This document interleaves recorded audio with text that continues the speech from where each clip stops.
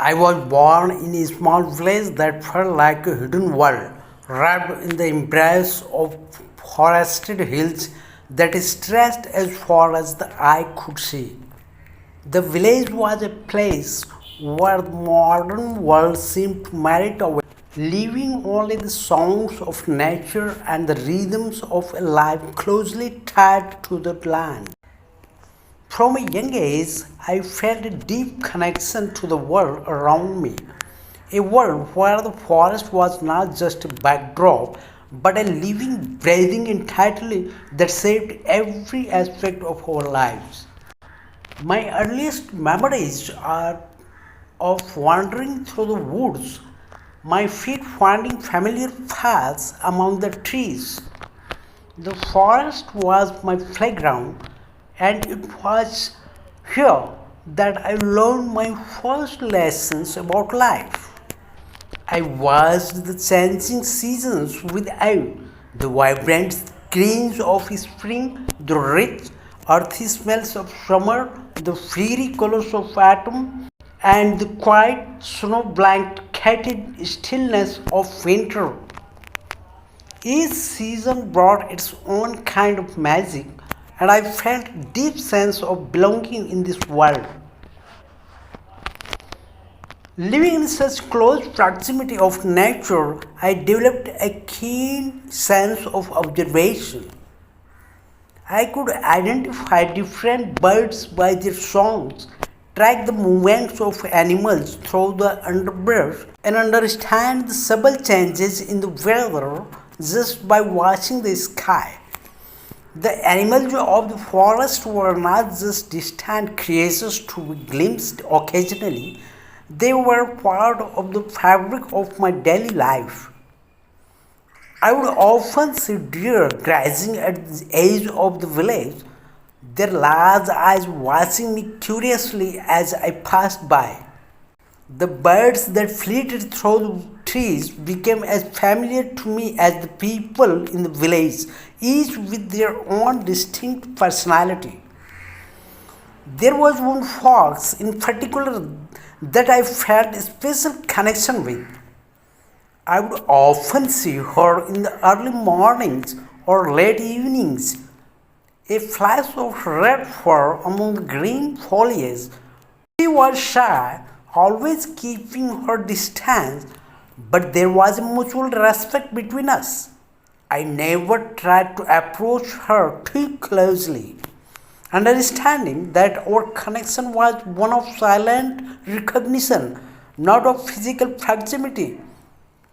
She became a symbol for me, representing the wildness and independence that I so admired in the animal of the forest. As I grew older, I became more involved in the daily life of the village. There was always work to be done, whether it was helping to gather firewood, tending to the small garden that provided much of our food, or assisting my parents with the various tasks that kept our household running.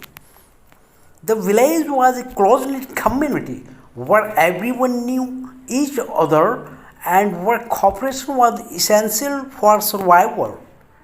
I learned the importance of hard work and the satisfaction that came from contributing to the well being of those around me.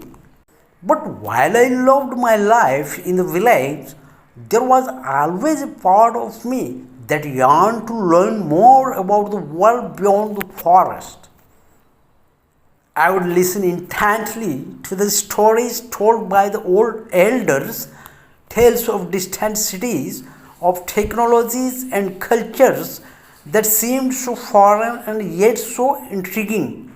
I wanted to understand the world that existed outside our secluded heaven, to see how other people lived and to learn about the things that were not part of my daily experience.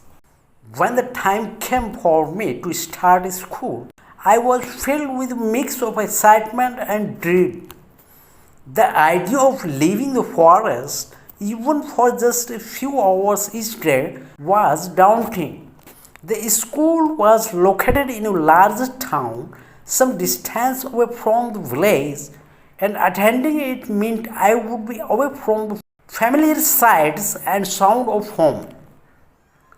I knew that going to school was important, but I could not shake the feeling that I was leaving something precious behind. My first day of school was a shock to my system. The town was bustling and noisy, with people rushing about and cars honking in the streets. The school itself was a large, imposing building, so different from the small, cozy homes of the village. I felt lost in this new environment, overwhelmed by the sheer number of people and the unfamiliar routines.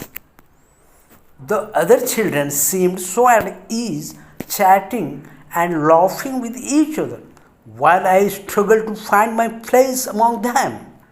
The classroom was a world of its own, filled with desks and blackboards, books and pencils. The lessons were challenging and I found it difficult to focus, my mind often drifting back to the forest and the simple, straightforward task of village life. But as the days passed, I began to adapt. I made friends with some of the other children who were curious about my life in the village.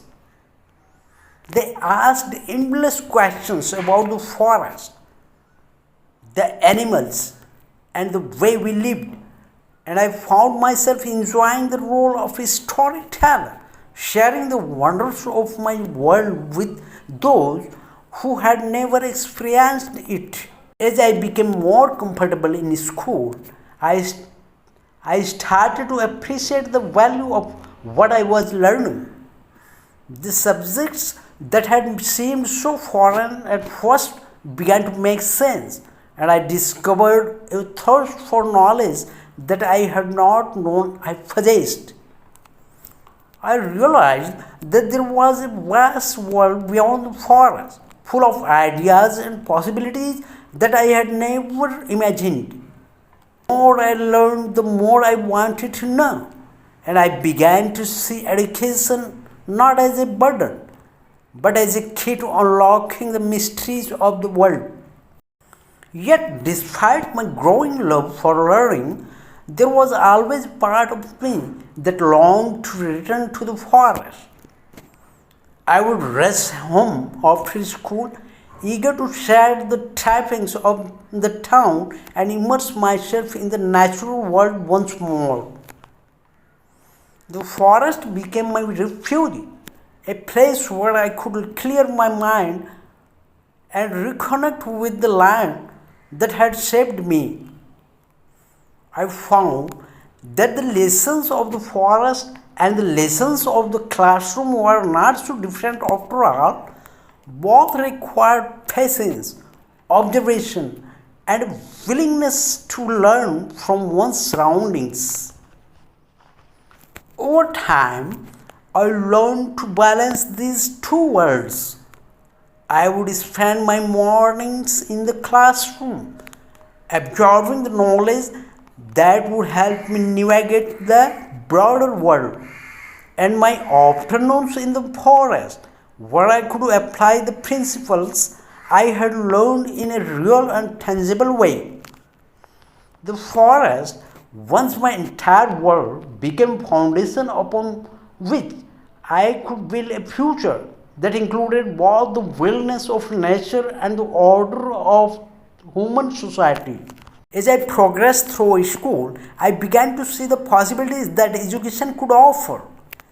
I became interested in science, particularly in biology and ecology, subjects that seemed to bridge the gap between my two worlds. I wanted to understand how the natural world functioned, how the plants and animals I had grown up with interacted with each other and with the environment. This newfound passion for science gave me a sense of purpose and I started to dream of a future where I could combine my love for the forest with a deeper understanding of the natural world. By the time I reached my final years of school, I had developed a clear vision for my future. I wanted to study ecology, to learn how to protect the fragile ecosystems that had been my home for so many years. I dreamed of one day returning to the forest not just as a resident but as a steward, someone, someone who could help preserve the beauty and diversity of the land for future generations. This goal gave me the motivation I needed to succeed in school, and I worked hard to achieve the grades and knowledge necessary to pursue higher education. Leaving the village for university was another difficult transition, but by then I had learned how to adapt to new environments while staying true to my roots.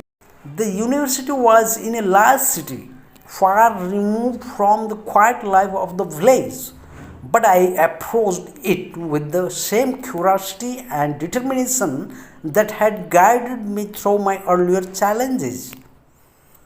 I found that my upbringing in the forest gave me a unique perspective in my studies.